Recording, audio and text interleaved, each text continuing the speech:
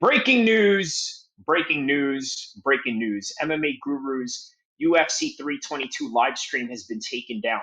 Here's something you got to learn and understand about this, right? Nobody is bigger than the program.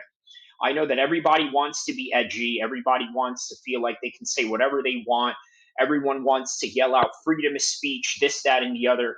The reality is that YouTube is a corporation, it is a business. And in order to run a business, you have to have a little bit of some inclusive mindsets in how you're going to run your business. For example, you can't just say what you want to offend Group A, Group B, Group C, Group D, all the way through D, E, F, all the way to Z. You can't do that.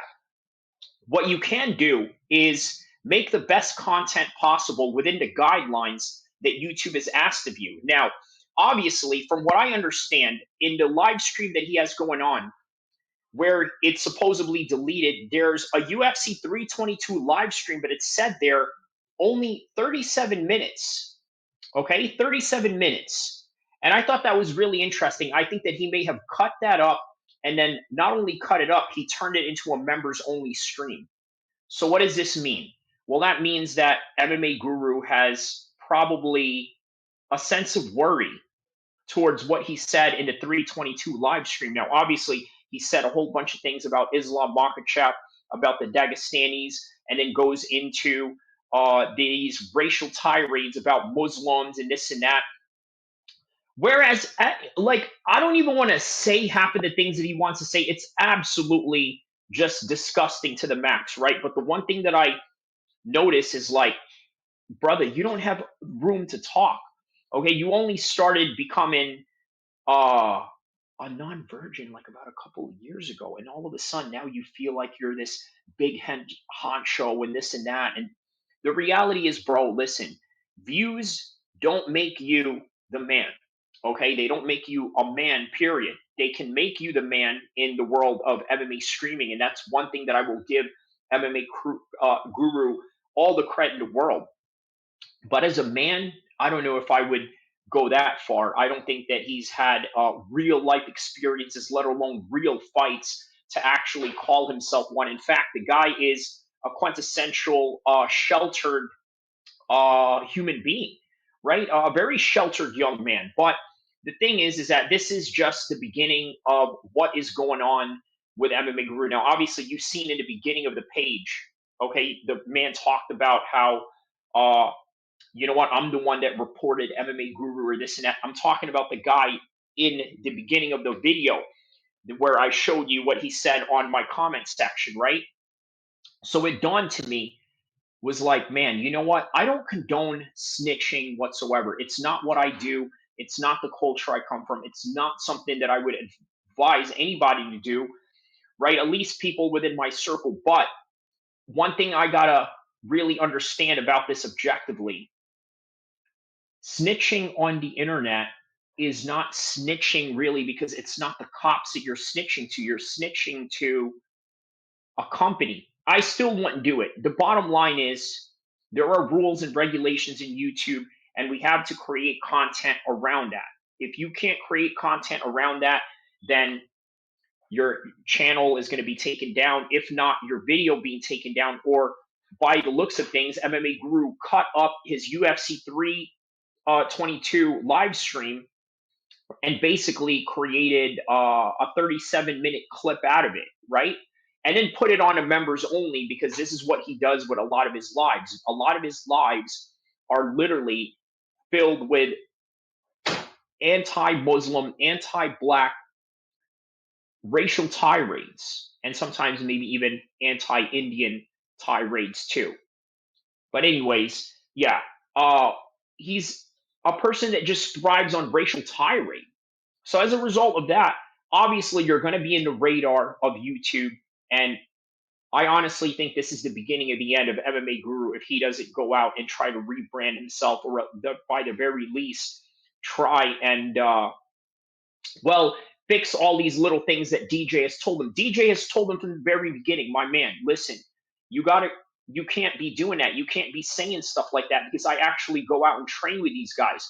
Because unlike DJ, okay, unlike DJ, MMA Guru knows nobody in the MMA world other than the people that wanted to be friends with him for clout, and that's I'm talking about Drickus and Tom Aspinall, right? That's the only reason why they were even friends with him in the first place, is because they were able to bring something to him.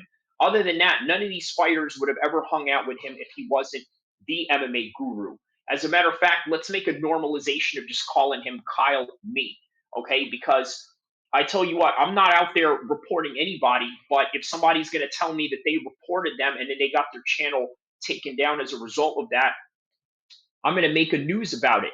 But I still wouldn't condone it. Bottom line, MMA Guru, you need to do better. And for that guy that snitched on him, just like what Joey Swole said, you need to mind your own business. But nonetheless, it's great content either way. Okay. But once again, that is the difference between MMA Guru and DJ. DJ is a person that's a real fighter, a real entity in the sport, and not only that, a real product. So therefore, he has to be very careful in how he says things. He has to be very diplomatic. This is something that MMA Guru doesn't understand. A lot of you just only understand First Amendment rights or this and that. The truth is, there is no such thing as First Amendment rights. Let's just get that, right off the bat. Okay, and then on top of that, you want to talk about First Amendment rights? Try saying something racially charged, okay? And then have your work take a look at it and see what happens to you the next day, right? You'll get canceled, you'll get cut, you'll get fired, you'll get sacked, whatever slang you want to use, um, getting outs from your job, whatever slang you use to describe that term. Either way, MMA Guru needs to do better, okay? Because if not, he's on the verge of possibly being on the radar. And this is not a hate towards him in any kind of way. Look, I may not like him as a person, but it doesn't mean that I don't like him as a content creator. In fact, I think he is very revolutionary in the way that he was able to garner an audience the way that he did and basically build all these new smaller channels on the MMA space, like myself, like Fight Night Frankie, like Bromo MMA, like Lucas Tracy MMA. Who else? Rigo, right? There's another guy that I really not too fond of, but on any regard, yes, we are all part of that community, right? And I I wouldn't be given fair credit if I didn't say that this man somehow helped cultivate this community in some kind of way. Because let's be honest, right? Other than myself and maybe a few others who have a good amount of fight experience, a good amount of martial arts experience, this is a guy that virtually knows nothing other than Taekwondo. That's not the biggest, you know, that's not really the biggest accomplishment in the world. I mean, I remember MMA Guru in one stream pulled out, a medal that he won at a Taekwondo tournament. Well, here we go.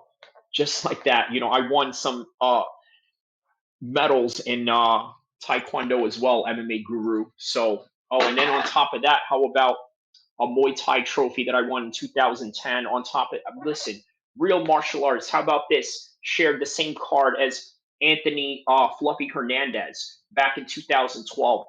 Real MMA stuff, real MMA perspective, and quite frankly, MMA Guru is just lucky to be here. You're just lucky to have people even pay attention to you. Other than that, you're just a worthless, no good, nothing. But that's about it. Listen, you got everything coming to you, my man. You're still a great streamer, but at the same time, you got everything coming to you. And I don't feel sorry for you one bit.